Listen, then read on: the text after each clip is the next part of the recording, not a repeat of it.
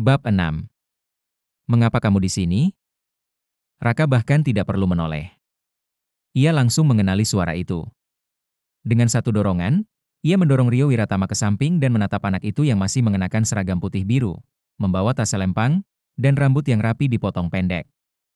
Wajahnya penuh semangat remaja. Kamu bolos lagi? Tuduh Raka datar. Rio menggaruk tengkuknya malu. Aku nggak tahan dengar omelan guru kita. Dia suka nyindir aku terus. Jadi ya, aku bolos. Kalau kamu belajar dengan benar, dia nggak akan ganggu kamu. Tidak seperti kamu. Kau itu jenius. Bahkan bolos pun nilaimu tetap sempurna. Kasih tahu aku, gimana otakmu bisa bekerja kayak gitu atau sekalian aja bagi nilai. Raka memandang Rio dengan ekspresi tak percaya. Aku nggak bolos, sahutnya tajam. Rio langsung tahu ada yang janggal. Mereka berdua jelas-jelas membolos, tapi hanya dia yang dipermasalahkan. Lagi pula, guru-guru juga tak pernah benar-benar peduli soal absennya. Oke. Aku yang bolos. Kamu suci dan bersih. Rio menyerah, lalu berganti topik. Tapi serius, ngapain kamu kesini hari ini? Belanja? Tempat ini bukan gayamu Raka. Sebelum Rio selesai, Raka tiba-tiba menginjak kakinya. Rio melompat sambil menjerit, Raka Ardinata. Kau kenapa? Gila ya? Raka hanya mengangkat bahu santai. Aku lagi nemenin kakakku. Kakakmu? Rio baru sadar Kirana ada di samping Raka. Gadis itu sedang asyik makan, dengan mulut penuh saus dan mata besarnya berkedip-kedip. Saat menyadari Rio menatapnya, ia memaksakan senyum meski masih mengunyah, membuat wajahnya terlihat konyol. Mata Rio membelalak. Ia melangkah cepat, meraih tangan Kirana. Halo, sepupu ipar. Aku Rio. Maaf, aku nggak bawa hadiah buat pertemuan pertama ini, tapi lain kali pasti aku bawain sesuatu. Kirana bengong. Ia menatap Rio dari atas ke bawah, lalu menoleh ke Raka dengan wajah penuh tanya. Raka segera menarik Rio menjauh. Kalau mau ngomong, jangan sentuh kakakku. Rio terkekeh. Senang bertemu denganmu sepupu ipar. Kirana menelan makanannya dan menyeka mulut. Halo, aku kakaknya Raka Ardinata. Kamu teman sekelasnya? Rio mengangguk semangat. Iya. Dan juga kerabat dekat. Kerabat dekat? Kirana sempat bingung. Anak ini agak lemot ya? Raka sudah tak tahan dan menendangnya pelan. Rio seperti baru ingat sesuatu. Oh iya. Aku lupa kenalan resmi. Aku Rio Wiratama, sepupunya Liem. Anak bungsu keluarga Wiratama. Aku dan Raka itu sahabat hehe. Barulah Kirana mengerti kenapa Rio memanggilnya sepupu ipar. Ia menarik napas panjang dan menjelaskan. Dengar ya Rio. Aku dan sepupumu baru bertunangan, belum menikah. Jadi, seharusnya kau memanggilku kakak seperti Raka. Rio menggeleng cepat. Wah, itu nggak bisa. Sepupuku bisa ngamuk kalau tahu. Tapi toh pernikahan kalian tinggal hitungan hari. Sama aja kan? Raka menarik tangan Kirana. Kak, ayo pergi. Jangan digubris. Dia gila. Rio malah terus mengikuti sambil nyengir lebar. Hei, sepupu ipar. Mau kemana? Aku anterin deh. Raka tuh jarang banget keluar. Dia pasti nggak tahu mau kemana. Raka malas menanggapi. Hari ini kesempatan langka bisa bersama Kirana, dan dia tak ingin diganggu siapapun. Sebaiknya kamu balik ke kelas sebelum pamanmu tahu. Kamu bakal dihukum lagi, kata Raka tajam. Rio malah tertawa. Wah, perhatian banget. Tapi karena kalian juga lagi main, kenapa nggak ajak aku aja? Sendirian di luar tuh menyedihkan banget. Kirana mulai merasa mereka berdua cukup dekat. Dan mengingat Rio adalah kerabat Liem Wiratama, mungkin dia bisa membantu soal paspornya nanti. Jadi ia memutuskan, kalau begitu, ayo kita pergi. Rio langsung menarik tangan mereka dan berteriak riang. Haha. Akhirnya ada yang nemenin aku bolos. Sayangnya Kirana tidak tahu. Kalau saja dia tahu Rio dilarang menyentuh barang milik Liem karena bisa dibunuh, ia pasti tidak akan membiarkan Rio membawa mereka keluyuran. Hari sudah menunjukkan pukul 9 malam saat akhirnya Rio membiarkan mereka kembali. Sebelum berpisah, Rio sempat mengajak Kirana main lagi. Tapi tentu saja ia menolak. Begitu Rio pergi, Kirana akhirnya sadar kenapa Raka enggan mengajaknya bermain. Rio benar-benar gila. Semua wahana ekstrim ia coba tanpa ragu. Setelah berkuda, Kirana hampir memuntahkan seluruh makan siangnya. Ia bersumpah tidak akan ke taman hiburan bersama Rio lagi. Raka hanya diam, tapi ia melihat wajah pucat Kirana dan merasa bersalah. Kak, kamu nggak apa-apa? Maaf, harusnya aku nggak minta Rio nemenin kita. Dia terlalu bebas dan gak ngerti cara menjaga orang lain. Kirana menggeleng. Aku baik-baik saja. Mungkin karena udah lama gak main. Jadi agak mual. Tapi aku gak apa-apa. Ia lalu menatap langit. Malam telah datang. Ayo pulang. Udah malam. Sudah hampir pukul 10 saat mereka tiba di hotel. Kirana terlihat lebih segar setelah makan. Raka membukakan pintu kamar, dan seketika langkahnya terhenti. Di dalam, seorang pria duduk di sofa, membaca buku tebal. Ia mengenakan setelan hitam, tubuh agak gemuk, rambut hitamnya telah bercampur putih, dan wajahnya dihiasi kerutan halus di sekitar mata. Ia tampak serius dan tenang, mengenakan kacamata tipis di pangkal hidung. Kirana yang mengikuti di belakang, menabrak punggung Raka yang terpaku. Ia mengikuti arah pandangan Raka, dan matanya membelalak. Pria itu. Paman? Kenapa kamu ada di sini? Bagaimana kau akan menyelesaikan semua ini kalau aku tidak datang?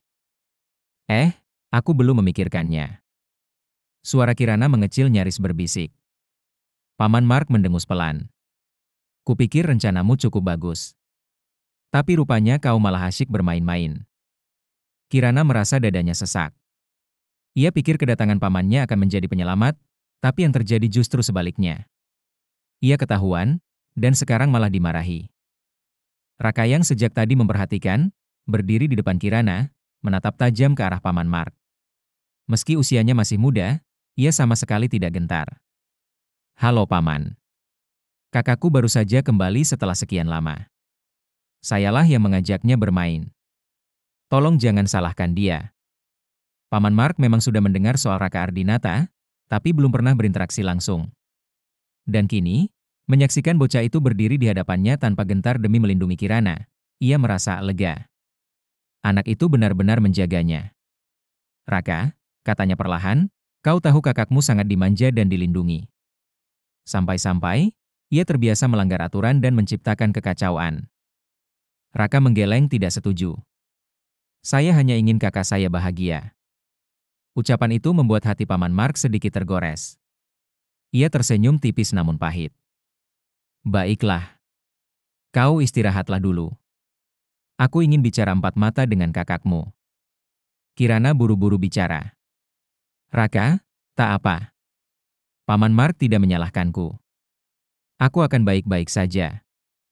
Meski ragu, Raka akhirnya melangkah keluar kamar. Tapi bukan ke kamarnya sendiri. Ia berdiri di balik pintu Kirana, bersandar diam-diam. Tangannya merogoh kantong dan mengeluarkan lollipop yang tadi diberikan Kirana. Ia memasukkannya ke mulut. Rasanya manis dan sedikit menenangkan. Kalau pamannya menyakiti hati Kirana, ia ingin jadi orang pertama yang tahu. Ia akan jadi sandaran seperti masa kecil mereka dulu. Di dalam kamar, paman Mark menatap Kirana lama. Lalu dengan gerakan pelan, ia mengangkat tangan dan menyentuh kepala Kirana dengan lembut. Kau memang anak yang manja. Kirana menunduk merasa malu. Suaranya hampir tak terdengar saat berbisik, aku tidak berniat membuat kekacauan sebesar ini. Aku tidak ingin melibatkan keluarga Santikara. Ini semua salahku. Paman Mark menghela napas berat. Kau pikir media itu bodoh? Mereka selalu mengincar celah. Sekali lengah, mereka akan memutarbalikkan segalanya. Kirana menggigit bibir. Aku terlalu impulsif, tidak berpikir panjang. Aku benar-benar minta maaf paman. Paman Mark tidak bisa benar-benar marah padanya. Ia tahu Liam dalang dari semua ini. Anak itu memainkan semuanya dengan sangat rapi. Tanpa menyentuh nama baik keluarga, tapi berhasil menjerat Kirana ke dalam skandal yang memalukan. Ia tak bisa tidak merasa kagum sekaligus kesal. Sudahlah, katanya akhirnya. Aku kesini untuk membicarakan soal pernikahanmu. Kirana tersentak. Paman? Apa paman sungguh ingin aku menikah dengan keluarga mereka? Paman Mark mengatupkan rahangnya. Ia ingin berkata sesuatu, tapi menahan diri. Setelah menarik napas dalam, ia berkata pelan, keluarga Santikara akan menikahkanmu, bukan karena. Bukan karena cinta atau kemauan, Kirana memotong cepat.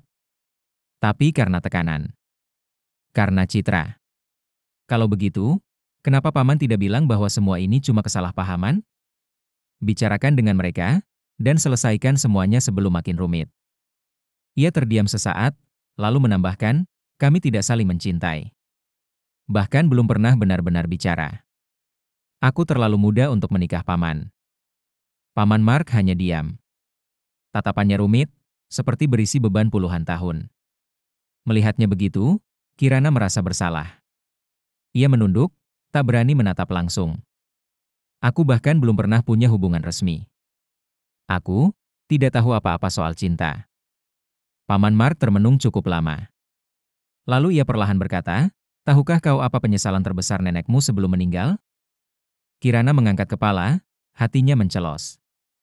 Ia tahu, akan ada kisah berat setelah ini. Dia menyesal mengusir ibumu dalam keadaan marah. Ia menyesal tidak bisa melihat putrinya menikah dan menjalani hidup bahagia. Nada suara Paman Mark merendah. Penyesalan itu sudah lama menancap di hatinya. Seandainya dulu aku lebih sabar, lebih mampu menahan amarah dan membujuk ratu, mungkin semua tak akan begini. Ia menarik napas panjang, menatap Kirana penuh iba. Kirana, kami semua sangat kehilangan ibumu. Dan kami kehilangan kamu juga. Dada Kirana terasa sesak. Ia tahu, keluarga Santikara tak pernah bermaksud jahat padanya. Mereka memberinya cinta ganda, cinta dari ibunya yang tak sempat bertahan. Paman, bagaimana dengan nenek? Pertanyaan itu mengandung ketakutan. Kirana tahu pasti ada yang lebih besar di balik tekanan menikah ini. Paman Mark duduk di sofa, menyandarkan sikunya di lutut. Rambut hitamnya mulai banyak yang memutih. Ia tampak tua dan letih. Dokter bilang waktunya sudah tidak banyak. Kirana membeku. Setelah kepergian ratu, ibunya hamil lagi di usia 40. Saat itu, karena tekanan emosional, ia melahirkan Markus dalam kondisi marah. Markus lahir prematur, tubuhnya lemah, dan butuh perawatan terus-menerus. Ditambah dengan masalah industri hiburan saat itu, keluarga mereka benar-benar berada di titik paling rapuh. Dalam kekacauan itu, mereka tidak pernah sempat mencari ratu. Dan saat semuanya mulai tenang, semuanya sudah terlambat. Ketika nenek tahu ratu meninggal, penyakit lamanya kambuh. Ia begitu terpukul. Seandainya bukan karena Kirana, mungkin nenek tidak akan bisa bertahan hidup selama itu. Sejak saat itu, Paman Mark membawa Kirana ke New York, mencoba menyembuhkan luka, sekaligus menyembunyikan luka hati nenek mereka. Aku tidak ingin ibumu, nenekmu, pergi dalam penyesalan. Kirana, anggap saja aku ini lelaki tua yang kasihan padamu. Tapi aku benar-benar tidak bisa menghapus bayangan wajah nenekmu di ranjang rumah sakit saat sekarat. Kirana menutup mulutnya. Tangannya gemetar. Rasanya seperti batu besar menindih dadanya, berat dan menghancurkan dari dalam. Kenapa mereka meminta maaf padaku? Mereka tidak salah. Ia teringat pesan ibunya, setiap orang harus bertanggung jawab atas keputusannya sendiri, entah itu benar atau salah. Karena pada akhirnya, semua itu adalah pilihan kita sendiri. Ya, ini pilihannya. Meski salah. Tapi ia tidak akan menyalahkan siapapun. Tidak paman. Ini bukan salah paman. Jangan salahkan dirimu sendiri. Paman tidak perlu minta maaf. Paman Mark terkejut. Ia mengira Kirana membenci mereka karena merasa ditelantarkan, baik dirinya maupun ratu. Namun Kirana mengangkat kepalanya dan tersenyum lembut. Paman, ibuku pernah bilang, setiap orang harus bertanggung jawab atas pilihan mereka. Dia tidak pernah membencimu. Begitu juga aku. Paman Mark menatap Kirana. Untuk sesaat, ia seolah melihat Ratu Santikara di hadapannya. Matanya berkaca-kaca. Ia lalu menarik Kirana ke dalam pelukannya. Kirana, apa benar dia tidak membenci kami, Tanyanya dengan suara bergetar. Kirana membiarkannya memeluknya. Tidak. Tidak pernah, gumamnya sambil air matanya jatuh membasahi pipi. Tak diketahui berapa lama pelukan itu berlangsung. Ketika akhirnya Paman Mark melepaskannya, ekspresinya serius. Kirana, pamanmu ini sudah terlalu bingung. Besok, aku akan mengantarmu pulang. Kirana menggeleng. Paman, justru aku yang kebingungan. Hah? Paman Mark menatapnya heran. Aku merusak pernikahan itu. Semua orang sudah melihatnya. Kalau aku tidak mau menikah, kenapa aku melakukannya? Ya? Katanya sambil mengalihkan pandangan dengan canggung. Hati Paman Mark melembut. Ia tahu Kirana hanya tidak ingin mempermalukannya. Kirana? Kirana memotong ucapannya. Oh, Paman. Aku bahkan sudah mencarikan menantu untukmu. Seharusnya Paman senang. Ia mencubit pipi Paman Mark dan menariknya. Tersenyumlah, dong. Paman Mark menghela napas. Ia menarik tangan Kirana dan menggenggamnya. Apa kamu sungguh-sungguh ingin menikah? Tanyanya serius. Kirana menatapnya, lalu mengangguk tegas. Ya. Paman Mark menatapnya dalam-dalam. Kirana sudah dewasa. Kirana tersenyum hangat. Iya, aku sudah dewasa. Setelah percakapan itu, Paman Mark memutuskan untuk pergi. Ia tidak terkejut saat melihat Raka menunggunya di luar. Selamat tinggal Paman, sapa Raka sopan. Baru beberapa langkah menjauh, Paman Mark berhenti dan membelakangi Raka. Kau ingin menemukan keluargamu yang sebenarnya? Raka sempat terdiam, lalu menjawab tegas. Kakakku adalah keluargaku. Malam itu sunyi. Hujan deras mengguyur bumi, dedaunan di luar jendela bergesekan dan tetes air menampar kaca seperti manik-manik pecah. Kilat menyambar menerangi ruangan gelap. Angin bersiul menembus jendela. Perlahan, hujan mulai reda. Tetesan air meluncur jatuh dari dedaunan, menimbulkan bunyi tik-tok tik-tok. Kirana tidak tidur nyenyak malam itu. Mimpinya buruk dan bercampur aduk. Ia bermimpi tentang ibunya, meski wajah dan suaranya tak lagi jelas dalam ingatannya. Yang ia tahu hanyalah, ibunya akan pergi. Ia berlari mengejar dan memanggil, ia putus asa. Tapi sang ibu mendorongnya pergi. Lalu ia bermimpi tentang dirinya dan Raka saat kecil. Banyak potongan kenangan yang samar-samar muncul. Bahkan ada sosok dalam mimpinya yang tak mampu ia ingat sama sekali. Saat terbangun, jantungnya berdebar. Kenangan dalam mimpinya menimbulkan rasa tak nyaman yang membekas. Kemarin, ia telah memutuskan untuk menikahi Liam. Jadi hari ini, ia ingin segera menemuinya dan menjelaskan segalanya. Ia juga ingin berbelanja. Lagi pula, kemarin ia diajak Rio ke taman hiburan tanpa persiapan apapun. Setelah mencuci piring, Kirana berganti pakaian dan membuka pintu, hanya untuk menemukan Liam sudah berdiri di luar. Ia tidak tahu apakah pria itu baru datang atau sudah menunggunya sejak tadi. Hari ini Liam tidak memakai setelan jas. Ia mengenakan hoodie berlapis jaket baseball hitam, celana panjang hitam, dan sepatu kasual putih. Kirana menatapnya, lalu menatap dirinya sendiri. Ia mengenakan hoodie merah muda, jaket baseball putih, celana hitam, dan sepatu pantofel putih. Pakaian mereka tampak serasi. Seperti pasangan. Melihat ekspresi malunya, Liam tertawa kecil. Kau mau berapa lama lagi membiarkanku berdiri di luar? Kirana buru-buru mempersilahkannya masuk. Ia sempat ingin berganti baju, tapi tak ada waktu dan pilihan. Lee melihatnya bersiap keluar, lalu ia bertanya. Mau kemana? Mencarimu. Kirana menjawab tanpa ragu. Ia merasa lebih baik jujur saja. Oh? Lee menaikkan alis. Kau mau minta KTP-ku? Kirana menatapnya serius. Ayo kita menikah. Seketika ekspresi terkejut muncul di wajah Liam. Ia tidak menyangka keputusan itu datang begitu cepat. Setelah bertemu kemarin, Paman Mark menegaskan bahwa Kirana harus membuat keputusan sendiri. Ia tidak tahu apa yang Paman Mark katakan pada Kirana, tapi ternyata, keputusan itu benar-benar diambil. Liam tersenyum, dan menatap Kirana dengan lembut. Oke. Kirana merasa malu setelah mengatakannya. Dulu dia yang berusaha kabur, dan sekarang justru dia yang ingin menikah. Untung Liam cukup sabar. Kalau tidak, mungkin ia sudah ditinggal sejak lama. Boleh aku ambil KTP dan semua dokumenku? Liam tidak menjawab. Ia hanya perlahan mendekat. Kirana mundur hingga bersandar ke dinding. Liam menempatkan kedua tangannya di sisi kepala Kirana, menatap wajahnya dari dekat. Kau ingin menikah hanya untuk bisa kabur lagi? Kirana terkejut. Ia langsung meradang. Apa maksudmu? Aku tidak pengecut. Aku tidak akan berbohong. Apa reputasiku serendah itu?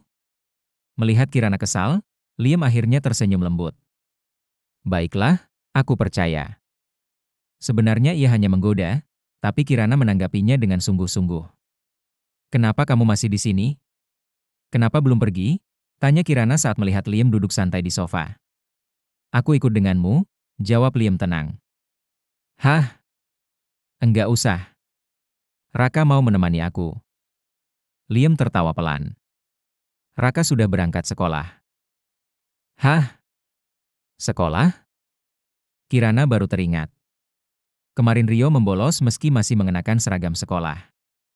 Oh, kenapa aku bisa lupa? Barulah ia sadar, liburannya sudah berakhir hari ini. Sial. Aku juga harus kembali ke sekolah.